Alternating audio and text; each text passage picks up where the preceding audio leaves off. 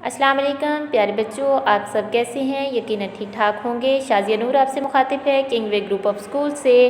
जी students, हम अपना round 4 जो है वो स्टार्ट कर चुके हैं। कल हमने राउंड 4 में इंग्लिश बी का काम किया। आज हम करेंगे जी उर्दू बे, यानी कि इसमें आज हम दरख्वास्त लिखना सीखेंगे। सो बढ़ते हैं जी। देखिए, दरख्वास्त बराए बीमारी इंग्लिश में आपने लिखा, उसमें भी आपने रूल्स सीखे और इसमें भी आप इसको लिखने के असूल सीखेंगे।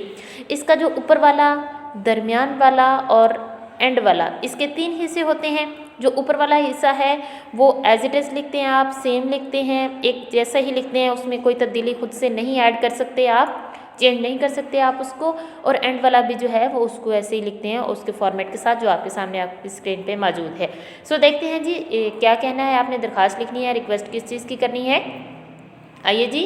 बखिदमत जनाब प्रिंसिपल साहिब, किंगवे ग्रुप ऑफ स्कूल या Kingway science high school Lahore. ठीक है, बात पूरी हुई है, आपने ख़त्मा लगा दिया है, फुल स्टॉप लगा दिया है। जनाब आला आपने फिर मुखातिब किया, जैसे आप वहाँ कहते थे डियर सर। ठीक है, आपने मुखातिब करा के एक्सक्लेमेशन का साइन लगाया है, यानी कि आप थोड़ी देर के लिए रुके हैं। फिर आप कहेंगे नहायत अदब से गुजारिश है कि मुझे कल रात से सख्त बुखार है जिसकी वजह से मैं स्कूल नहीं आ सकता। सो मेहरबानी फरमा के मुझे 2 यौम की रुख्सत अनायत फरमाएँ। आपकी ए नवाजिश होगी, यानी कि जो अर्ज़ कर रहा है आपसे आपका ताबेदार शागिर्द अलिफ पे जीम, या आप अपना नाम भी बताएंगे। तो ये है वो एप्लीकेशन जो आप छुट्टी लेने के लिए उसकी रीज़न देते हुए लिखते हैं। ठीक है, आप बताते हैं कि आप बीमार हैं, इस वजह से स्कूल नहीं आ सकते।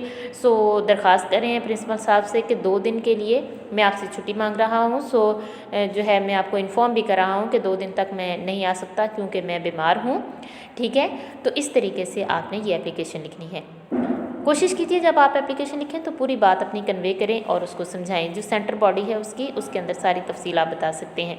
यहाँ तक जी आपको सारी एप्लीकेशन समझा दी। अपना बहुत सारा ख्याल रखें, इसको 2-3 बार लिख के प्रैक्टिस करें और अपनी दुआओं में याद करें। याद रखें। अल्लाह हाफिज़।